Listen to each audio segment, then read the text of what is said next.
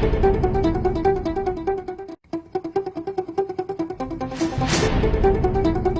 câmera é essa aqui, tá? Olá, meu caro internauta, muito bom dia a você, muito boa tarde, muito boa noite. Afinal de contas, eu não sei em que horário que você vai estar nos assistindo. De qualquer forma, eu já te agradeço e muito a tua companhia. Que, aliás, é ela, como eu sempre falo e repito todo dia, é ela o motivo de nós estarmos aqui nessa labuta, tentando levar para você o melhor da informação, informação segura. Aqui, fake news não tem vez, sempre, tá bom? Afinal de contas, são 13 anos de história, o Rondônia ao vivo, com 6 milhões de acessos todos os meses. Isso, meu amigo, não é fácil de se alcançar, não. Olha, é muito só e é uma equipe muito determinada mesmo. E hoje, segunda-feira, dia 18 de março de 2019, infelizmente, mais uma tragédia, dessa vez aqui em Rondônia. A população, desde ontem, está estarrecida com um brutal assassinato da professora Joselita, professora da finca, funcionária pública, foi brutalmente assassinada, a porrada, pancada, pelo ex-marido. Uma coisa, estava com o rapaz há 3 anos, estava se separando, ele não aceitava, enfim, espancou a mulher até a morte. E o pai, que entrou para justamente defender a filha também, foi espancado e está em estado grave no hospital. Muito grave, mais um feminicídio, mais um número para essa triste estatística nacional. Isso é uma tragédia nacional. Um país que se mata tanto, de várias formas, as mulheres são uma das vítimas ou seja, umas mais vulneráveis. É lamentável, a gente... E hoje, se você abrir o Rondônia ao Vivo, na nossa página, você vai ver que são vários crimes que foram cometidos de ontem para hoje contra as mulheres. Ou seja, já precisamos pensar de uma forma mais séria essa questão da proteção contra a mulher, contra as crianças, contra os adolescentes, enfim. Violência, gente. E eu repito aqui, eu sei que tem muita gente que não concorda, mas eu digo, meu amigo, houve aquele caso lá de Suzano em que os 2 estudantes entraram na escola na terça-feira passada, fizeram o que fizeram, estragaram, mataram 10. O que alguns setores do governo federal falaram, alguns representantes do governo federal, se os professores estivessem armados, não teria acontecido isso. Ponto. Houve o mesmo caso na Nova Zelândia, na cidade de Christchurch, quando quase 50, em torno de 50 pessoas foram mortas em 2 mesquitas. O que a primeira-ministra neozelandesa falou? Temos que endurecer as leis de acesso a armamento. Ou seja, vejam bem a diferença de discurso de um governo para o outro. Nova Zelândia é um país desenvolvido, Brasil, país subdesenvolvido. Tem uma das maiores taxas de homicídios do mundo. Mata-se muito no Brasil. Hora de pensarmos, será que é certo nós armarmos mais a população? Eu acho que, ao invés de armarmos, teríamos que nos amarmos mais, teríamos que termos acesso muito mais a livros. Se arme de livros.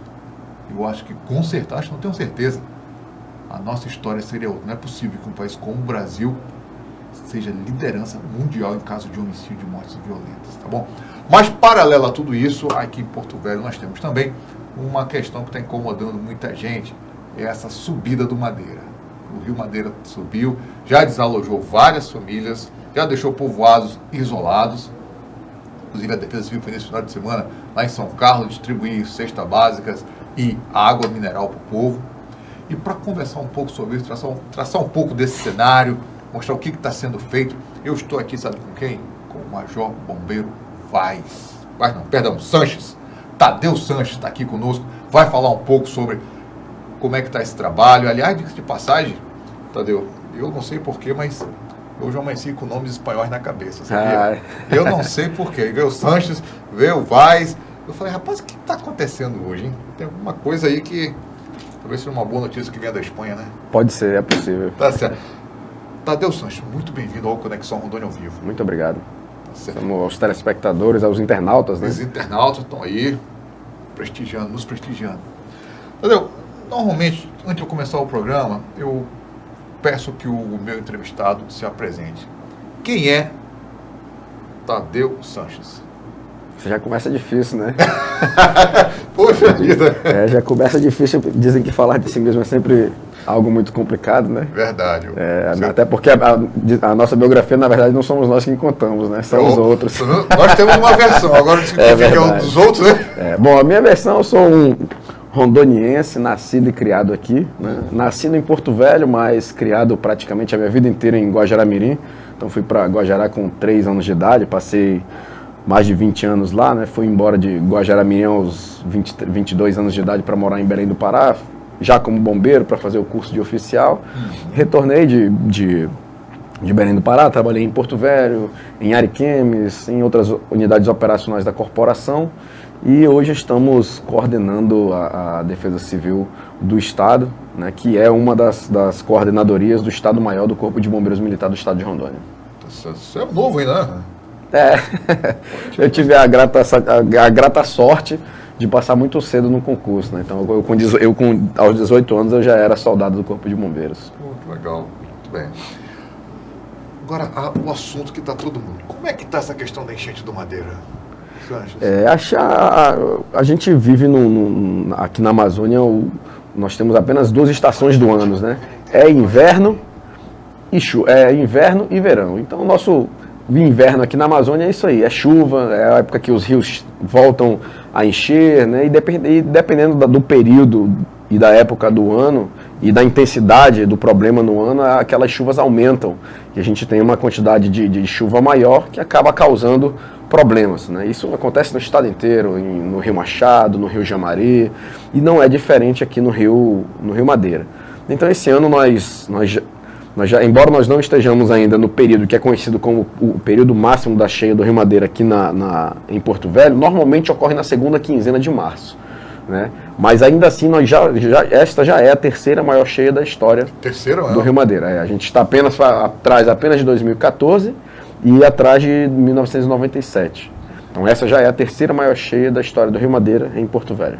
Qual foi a maior cheia do Rio Madeira até hoje? Foi em 97? Foi em 2014 em que o rio alcançou a cota de 19 metros e 75 centímetros. Exatamente no dia 31 de março de 2014. Caramba. Então, tipo assim, na década de 70 ninguém tem registro, né? O registro histórico do Rio Madeira ele data de 1967. Foi a maior cheia? Os registros históricos datam de 1967, exato. Então, pelo menos, como não se tinha registros antes, né, se fala que entre o período registrado da história, a cheia de 2014 foi a maior. Por que aqui você atribui determinados anos ocorrerem essas cheias históricas? São problemas que os meteorologistas, se eu soubesse explicar de fato, talvez eu ganhasse aí um prêmio maravilhoso dos meteorologistas, porque a meteorologia é uma das ciências mais complexas. E bonito porque quando aquilo que está chovendo aqui já estava sendo previsto de certa forma há 5, 6 meses atrás, quando os ventos alísios que ocorrem lá no Equador então para você ver como o negócio é complexo, sabe? Então tem a ver com El Niño, tem El Niño, não tem El Niño, por exemplo, o efeito El Niño para nós aqui na Amazônia, quando se fala em cheia, ele é bom. Porque o El Niño, na verdade, ele desloca a chuva que cairia aqui para o sul e sudeste do Brasil. Então o El Niño é muito ruim para o sul e sudeste do Brasil, mas ele é melhor para a região amazônica. Por quê? Porque chove menos aqui. Ou seja, quando há o efeito do El Niño, as chuvas são menos intensas. Então quando esse deslocamento das chuvas que iam cair aqui na Amazônia, que vão lá para o sul e sudeste, é o tal dos rios voadores que te falam? Exatamente, o que temos são verdadeiros rios voando aí nos nossos céus aí, a gente que quando voa aí percebe essas massas de aí. Aqui na Amazônia a questão meteorológica é um fenômeno de fato muito interessante, sabe? O tempo muda com muita velocidade e intensidade de forma muito abrupta. Uma coisa que saindo um pouco da enchente, mas em relação ao clima, essas mudanças climáticas, eu me lembro que antigamente, na década de 60, 70, a gente percebia que quando dava junho, julho aqui, a temperatura caía, mas caía feio mesmo aqui, né?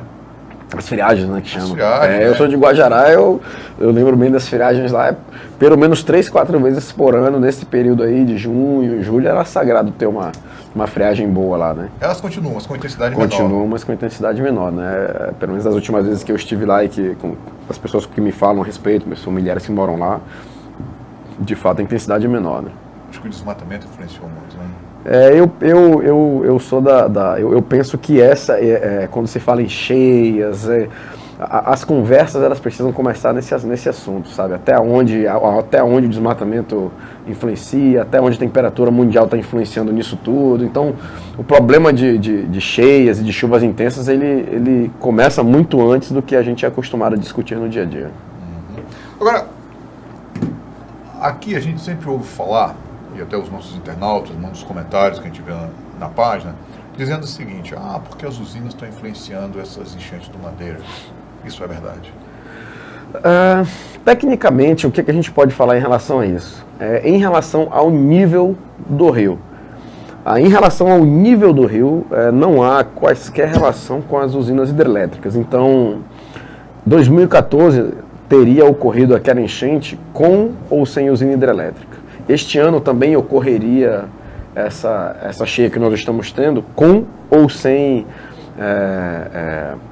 as usinas hidrelétricas. Então, as usinas hidrelétricas, em especial aqui em Santo Antônio, que está mais perto da gente, há alguma influência em relação a nível de rio, mas em situações esporádicas, quando há alguma necessidade de desligamento de turbinas, fechamento ou abertura de vertedouros para manutenção, e que normalmente ocorrem de forma programada, mas há uma variação pequena e temporária. Mas de forma geral não há influência do nível do Rio Madeira aqui em Porto Velho, até porque essa é uma das regras de funcionamento da usina, né, que chama de outorga. Uma das regras de outorga das usinas é o nível do rio em Porto Velho e na área boliviana não pode ser afetado. Então, as usinas só podem afetar a área brasileira e o nível do rio em Porto Velho não pode ser afetado.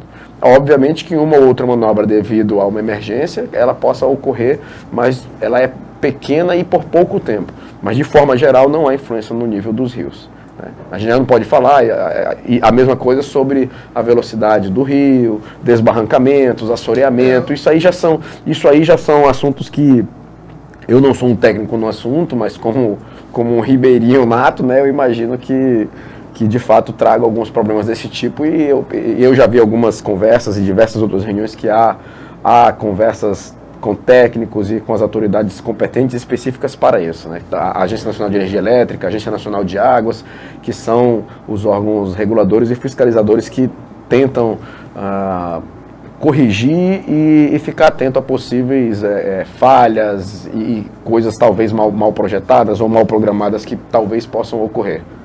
Agora, essa questão dos banzeiros tem a ver? O banzeiro ele é causado exatamente por isso que a gente fala, é a velocidade com que o rio se desloca. Né? Você imagina que a massa do Rio Madeira, de repente, a massa de água do Rio Madeira, de repente, ela para em uma parede e ela passa somente por um pequeno vão. Então, quem estuda um pouquinho de mecânica dos fluidos, a forma como a água se desloca ali, a gente sabe que para compensar o pequeno espaço pela qual ela corre, ela aumenta significativamente a sua velocidade. Então não há dúvida de que a velocidade do Rio Madeira, ajusante, ou seja, após a usina, não há dúvida de que ali pelos próximos 4, talvez 5 ou 10 quilômetros ele seja muito maior do que ele seria normalmente sem a usina hidrelétrica. Isso é um fato. Mas não em relação ao nível. Tá? Sanches, e qual foi o número de desabrigados agora que vocês estão tendo, o número oficial? Nós estamos entre desabrigados e desalojados hoje, aqui em Rondônia, nós temos 1.273 famílias. 95% disso é aqui em Porto Velho, mas nós também temos famílias desabrigadas e desalojadas em Nova Mamoré e em Candeias do Jamaria. Né? Mas no total nós temos 1.270 famílias que estão fora das suas casas, né? E 70% delas estão na casa de amigos ou parentes, né, que são os desalojados, e cerca de 20, 30% desse número estão em abrigos, né, que a prefeitura e o governo do estado organizaram para essas pessoas. Essas são as desabrigadas. Então a gente está falando aí de mais de 6 mil pessoas que não estão na sua casa nesse momento, que estão na casa de amigo, em um abrigo. Agora, tem uma dúvida que eu sempre vejo as pessoas comentarem, é o seguinte: essas pessoas, não digo todos os anos, mas sabem que o rio chega até ali. Por que elas continuam insistindo em morar nessas beiradas de rio? Porque não procuram um local mais alto?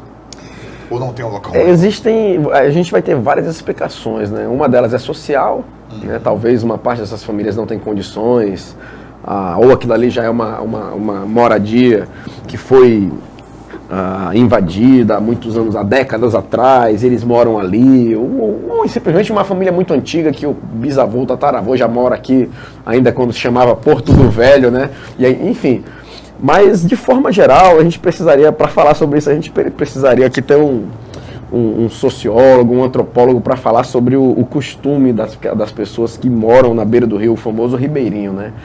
A gente até falava um pouco antes de começar o programa que isso às vezes até me faz pensar porque essas pessoas, elas são pessoas extremamente simples e elas gostam daquele tipo de vida. Ela quer ter aquela simplicidade de estar na beira do rio, de pescar, né? O ribeirinho em si, ele não está preocupado com carro na garagem, com carro do ano. Não, ele não está. Eu assisti, Ivan, há algumas semanas atrás, um vídeo na matéria da cheia de 1992, essa cheia, e a matéria, a repórter chegava, pousava de helicóptero lá em Guajará-Mirim, ia entrevistar algumas pessoas, sabe, e o ribeirinho não, o ribeirinho, sabe, pendurado, só tinha metade da casa para fora, e o ribeirinho pendurado na rede conversando, não, isso aí, já isso vai secar, a gente vai continuar morando aqui. E, tranquilo, se eu já passei por outros, é só mais uma, exatamente porque para ele isso é normal. O ribeirinho em si, ele sabe que essa cheia é normal, que ela vai vir, aí ele vai tentar elevar depois o assoalho melhor da casa dele, vai tentar levantar a palafita para ficar mais alta, né? Então, são discussões difíceis, né? É óbvio que isso há também, principalmente na área urbana, né? O ribeirinho da área urbana ele é diferente do ribeirinho da área rural. Você pega os ribeirinhos aqui das comunidades no Baixo Madeira, eles são pessoas que eles não querem. Você vá lá em São Carlos e pergunte se o cidadão, o seu João, a dona Maria, se ele quer sair de lá para vir morar aqui. Ele não quer. Até o desabrigado de lá, ele nem desabrigado aqui em Porto Velho ele quer ficar. Ele arruma uma parte mais alta na região, lá no distrito, e ele quer ficar lá. Porque é a vida, ele gosta disso, sabe? Eu já fui em diversas missões, eu por sinal gosto muito da comunidade porque em diversas missões que eu vou, nós somos mergulhadores também, quando tem algumas missões de mergulhos no Baixo Madeira, cara, a gente é recebido por essas famílias com tanta simplicidade, mas com um carinho tão grande que às vezes famílias, vamos dizer assim, mais abastadas ou mais culturalmente enriquecidas, não nos tratam com tanto carinho e simpatia. Então isso é o que nos faz até pensar, né? Até onde... E aí a gente vai ter que entrar numa conversa de cunho, né, antropológico, difícil até de entender. Os valores, né? são diferentes. São muito diferentes. Essas pessoas, elas não gostam de sair daquela região. E quais foram as regiões mais atingidas com essa cheia? O distrito de Nazaré e o distrito na margem esquerda e o distrito de Mutuns na margem esquerda também do rio, eles são os mais afetados naturalmente porque é a região mais baixa. Então ali são as primeiras comunidades a serem afetadas. Então nós tivemos um sobrevoo há uns 15 ou 20 dias atrás junto com a prefeitura do município, né, na nossa aeronave do Corpo de Bombeiros, para fazer um sobrevoo ainda antes do pico, que foi no dia 8. Mas fomos até o local, sobrevoamos para verificar os pontos e nós confirmamos aquilo que nós sabemos, alguns pontos, descobrimos alguns outros detalhes, que é exatamente essa região. Então a região que normalmente é mais afetada são as comunidades da margem esquerda, né, do Rio Madeira, ali Nazaré, Mutuns, depois vem São Carlos. As da margem esquerda mais afetadas são aquelas comunidades ali na região da Boca do Jamari, né, onde a foz do Rio Jamari com o Rio Madeira, aquela região é a mais afetada. Na margem direita do Rio Madeira. É onde temos o maior número de desalojados e desabrigados. Nós noticiamos aqui no site que nesse final de semana ia chegar um barco com mantimentos. Como foi lá entregue, você está sabendo? Ele foi entregue na quinta-feira, quinta e sexta foi entregue em São Carlos. Né, já foi a segunda viagem que foi feita para poder levar água e cestas básicas, estes da Prefeitura do município de Porto Velho através de doação, enfim, mas a Defesa Civil do Estado está coordenando junto com a embarcação que é custeada pela Secretaria de Ação Social, né? Então ele é uma ação da Defesa Civil do Estado, que custeia essa viagem na embarcação, que não é barata, por sinal, então faz essa viagem com mantimento, já foi a segunda, o barco está terminando de ser carregado agora de novo, pela terceira vez, com mais água e mais cestas básicas para descer novamente o Rio Madeira e para outras comunidades, né, Calame, São Carlos de novo, deve parar em Nazaré provavelmente outra vez agora para poder deixar mais mantimentos para essas famílias. Cesta básica, água, né, hipoclorito, para poder garantir condições mínimas, né, para essas famílias, que é o mais importante. Tá certo. Agora, quem quiser doar, como é que pode fazer? Vocês não estão mais precisando? Foi instalada uma campanha há cerca de uma semana atrás, né, em parceria do Corpo de Bombeiros, com outros órgãos, né, a Loja Maçônica e alguns pontos de coleta, né, como o shopping, os quartéis dos Corpos de Bombeiros, a Prefeitura, estão coletando, né, a Cruz Vermelha tem nos apoiado, porque ela que tem organizado esse material para montar as cestas para aqueles que não entregam cestas completas, para poder montar e organizar isso, né? Inclusive parte desse material que tem sido entregue hoje, por exemplo, tem sido exatamente esses materiais que foram recolhidos ao longo da semana, né? Em especial a água, cestas básicas, né? Alimento e água é algo imprescindível e muito caro nesse momento para essas famílias. Tá certo. Uma pergunta que eu ia te fazer, assim, explicar um pouco para o meu internauta como é a Defesa Civil na estrutura do governo estadual. Ela é uma superintendência, ela é um órgão aliado a outra secretaria, como é que funciona? Existem alguns modelos no Brasil, né? Cada estado adota um certo modelo. Há estados em que a Defesa Civil ela é uma secretaria, né? Mas aqui no estado de Rondônia, assim como em diversos outros do estado, a Defesa Civil ela é um órgão que ela é coordenado pelo Corpo de Bombeiros. Porque, na verdade, a Defesa Civil em si somos todos nós, né? Se você amanhã se oferecer para me ajudar a carregar uma cesta básica para dentro do barco, você está sendo a Defesa Civil. Então, a Defesa Civil ela é todos nós. Então, ela é coordenada pelo Corpo de Bombeiros. Então, a Defesa Civil do Estado ela é o segundo degrau em uma resposta a um desastre. Todo e qualquer desastre, ele sempre será respondido inicialmente pelo município, né? Com a sua assistência social, com a sua coordenadoria municipal ou secretaria municipal, como qualquer que seja o nome adotado pela prefeitura, mas a resposta inicial ela é da prefeitura, né? Rompeu uma ponte vicinal, então a prefeitura é a primeira a tentar recuperar ela. Houve uma casa que foi destruída por vento e temos 20 famílias sem ter onde morar. A prefeitura é a primeira resposta. Então, sempre que a prefeitura, por qualquer motivo, ela não consegue responder totalmente aquele desastre, então ela aciona a Defesa Civil do Estado, que com a estrutura do Estado inicia um aporte, né, nesse desastre, que ele vai desde a parte técnica, porque tem a parte burocrática, o governo federal para reconhecimento, existem critérios para se reconhecer, e existe uma parte burocrática muito chata, e que às vezes muitos prefeitos, principalmente de municípios pequenos, eles às vezes não têm esse conhecimento. Então o município às vezes ele é abatido por uma determinada chuva muito forte. Vamos supor que um município pequeno do estado é acometido por uma chuva intensa de granizo e, de repente, 30 residências são completamente destruídas, né? Então você tem ali 30 famílias que precisam ser retiradas. Aí o prefeito imediatamente declara a situação de emergência, porque ele precisa ajudar aquelas famílias, ele não tem água, ele não tem cestas básicas, ele precisa comprar emergencialmente, aí ele solicita apoio do governo do estado, aí o governo do estado vai tentar auxiliar da forma como pode, aí pede recurso federal, aí pede para liberar, pede para liberar para essas famílias que elas possam sacar os recursos do seu FGTS, né? Quando há decretação de situação de emergência ou situação de calamidade ou situação de estado de calamidade pública, isso é possível ocorrer. Mas isso só ocorre quando o governo federal reconhece, né, aquela situação de emergência ou estado de calamidade pública.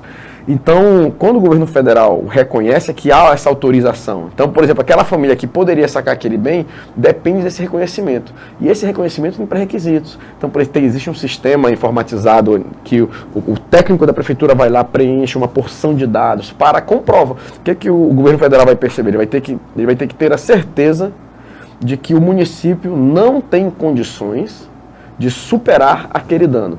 Então, se ele perceber que o município não tem condição de superar sozinho aquele dano, que precisa de um aporte, seja do Estado ou do governo federal, é que não. Então, vamos analisar isso aqui para que a gente possa reconhecer e aí sim permitir que determinadas ações sejam tomadas, até para evitar, a gente infelizmente vive num país em que a corrupção é muito alta, até para evitar que determinados governantes utilizem dessa ferramenta para fazer compras emergenciais sem licitação, até para que isso seja feito com controle. É importante que isso de fato tenha um controle por parte da Defesa Civil Nacional e da Defesa Civil do Estado. Mas de forma, vamos dizer assim, operacional, a Defesa Civil do Estado ela é o segundo degrau. Né? Quando o município não consegue atender sozinho, ele tem água, tem cesta básica, mas não tem colchão. Tem colchão, tem cesta básica, mas não tem barraca. É nesse momento em que a Defesa Civil do Estado ela entra para tentar dar um suporte para os municípios. Tá bom. Agora, Sanches, queria que você explicasse para o nosso internauta e deixasse um recado para ele assim, quais os cuidados que as pessoas devem ter em áreas de enchente? E outra coisa, parar de jogar lixo, não é? Explica isso para esse internauta. A gente vai por uma situação. O lixo ele influencia demais, principalmente quando a gente tem aquelas enxurradas dentro da cidade. Uhum. Né? A gente vê muitas vezes a população, mas o poder público não faz nada, mas o poder público... Existem sim responsabilidades do poder público nessas ações, mas os maiores responsáveis por isso sou eu, é você, é o nosso internauta, é aquele pedaço de papel que ele joga naquele córrego que ele acha que é lixo. Aquela garrafa PET. E aí a gente vê sofá, geladeira. Mobilia uma casa. Eu falo que eu moro aqui no bairro em que passa um córrego lá perto da cidade. E quando chove, eu vejo essas coisas, cara, entendeu? Eu vejo, né? A minha casa é um pouco afastada, mas eu visualizo e você vê que aquilo não foi o poder público que jogou a geladeira. Não. E nem o sofá. Certeza absoluta que não foi, né? Então a população precisa ter essa consciência de que uma sacola de lixo, ela entope um bueiro. Então, de repente, a minha ação, ao jogar um lixo na rua, ela pode causar o entupimento de um bueiro, que vai causar a elevação daquela água, que pode entrar água na casa de uma pessoa que não está nem perto de mim.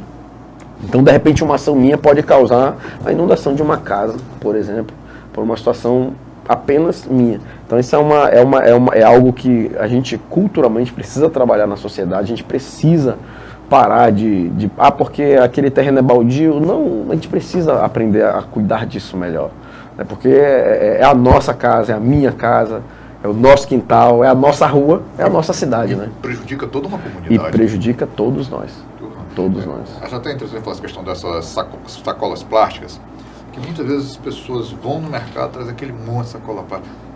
Talvez se tivesse um pouco mais de consciência, tem uma sacola em casa grande, leva ela para o mercado. É ou não é? Existem alguns estados que até cobram. É cobrado. Eu já fui em alguns locais em que você vai fazer uma compra. Então, se você quiser empacotar, você paga.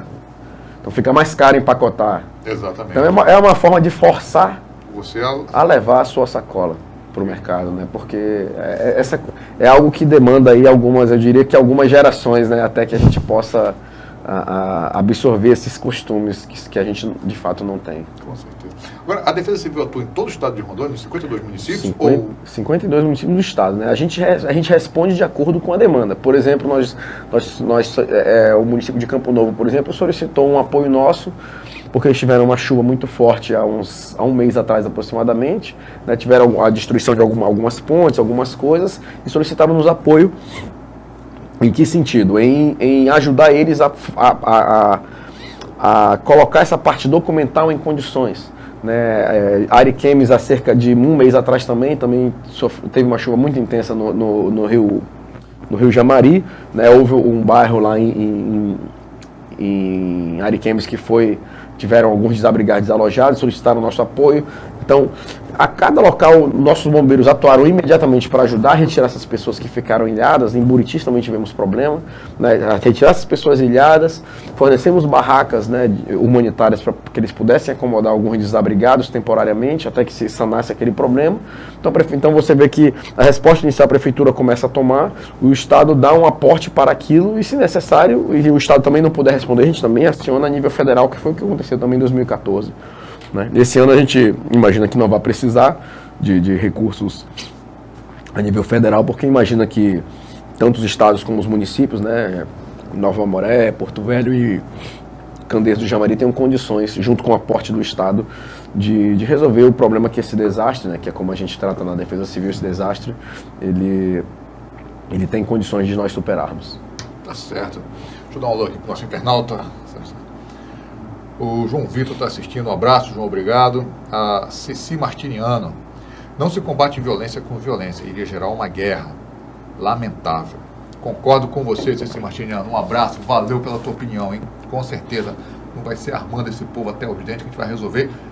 Ou com aquele discurso que vão armar o homem de bem. O homem de bem funcionar um homem de mal quando usar uma arma de uma forma indevida, né? Então eu acho que menos arma, menos violência. Temos que desarmar, tirar, fechar essas fronteiras para esse tráfico de armas, isso sim. A Wanda Marcelino, tenho certeza que temos que estar prevenido sim. Se tivesse algum professor armado, não teria matado e ferido tantos. Sou a favor do armamento da população consciente. O que é a população consciente, minha cara Wanda? Muito obrigado, mas vale repensar, hein? Na minha opinião, tá bom? Um abraço para você, valeu pela tua audiência. A Netinha Brito, muito triste, de fato, Netinha, isso aí é uma bomba. A Yolanda de Souza aqui tá fazendo uma cara de chorinho, dando um alô. Valeu, Netinha, um abraço. Sanches, deixar para você as nossas câmeras, nossos microfones para suas considerações finais. Um alerta para a população, tenha mais cuidado.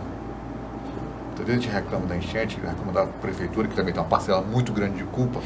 Mas como você falou, a gente tem que começar a fazer a nossa tarefa de casa também, né? Exatamente. Bom, a gente, como a Defesa Civil do Estado, alerta a população, a gente fica um pouco mais atento a essa cheia que a gente está passando, né? E a gente tem muitos abrigados desalojados. E essas pessoas têm atendido, graças a Deus, aos pedidos que a Defesa Civil, principalmente a do município, que é que chega primeiro, pede para as pessoas saírem. Inicialmente há uma relutância, mas a gente chega um momento em que eles cedem. Mas a gente alerta enquanto Defesa Civil de uma forma mais macro, sabe? Orientar a população a não se colocar em risco em determinadas situações. Se você chuvas muito intensas, em que causam alagamentos, por exemplo, são orientações que a gente precisa passar para a população. Se você está vendo que um veículo está passando e a água estiver mais da metade da roda, não vai, dê a marcha ré, ache um outro caminho.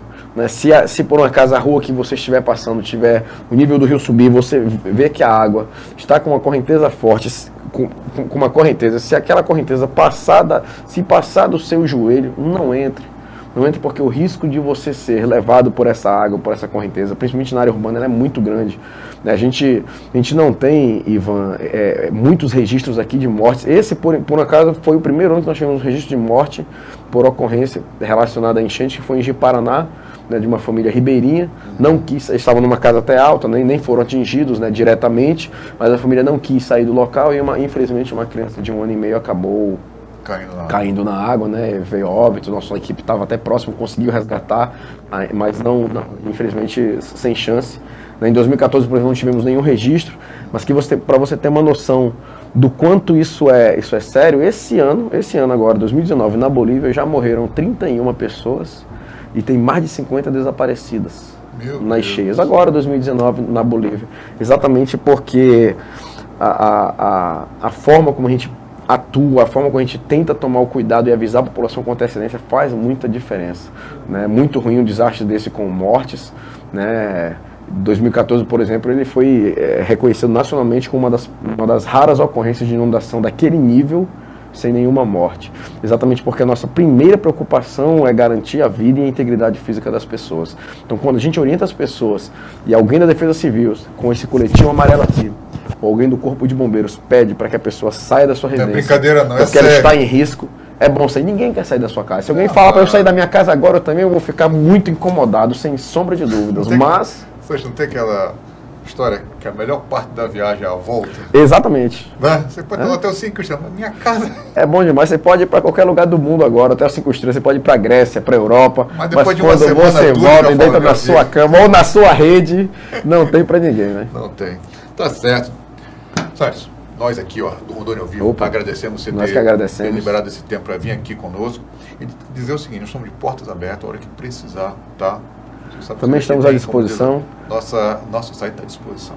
Tranquilo. Corpo de Bombeiros, através do telefone 193, a qualquer emergência que a pessoa se sentir em risco, né, nos acione. 24 horas por dia, 7 dias por semana, há alguém para lhe atender e tornar o nosso serviço, que antes de qualquer coisa é garantir a vida da sociedade. Então nós, como nesse momento na função de defesa civil do Estado, mas que somos, antes de qualquer coisa, do Corpo de Bombeiros, estamos sempre à disposição. Nos municípios, a defesa civil normalmente utiliza o telefone 199, né? Então é bom que se acione a defesa civil do município em caso de risco, enchente, essas coisas, mas o Corpo de Bombeiros sempre estará à disposição para auxiliar a população em qualquer caso. Tá certo. E a você que está aí, eu te agradeço mais uma vez a tua companhia e dizer que amanhã estaremos aqui. Te desejo uma semana de muita luz, de muita paz, de muita alegria. E conclamo a você hoje, se eu não me engano, a partir das 5 horas, lá na porta da finca vai ter uma manifestação em apoio, ou como diz, em respeito à morte da professora Joselita, tá bom? Vá lá, compareça. Acho que a gente tem que fazer volume, tem que mostrar, temos que ir à frente dizer que não. O negócio é a vida, não a morte. Um abraço e até amanhã.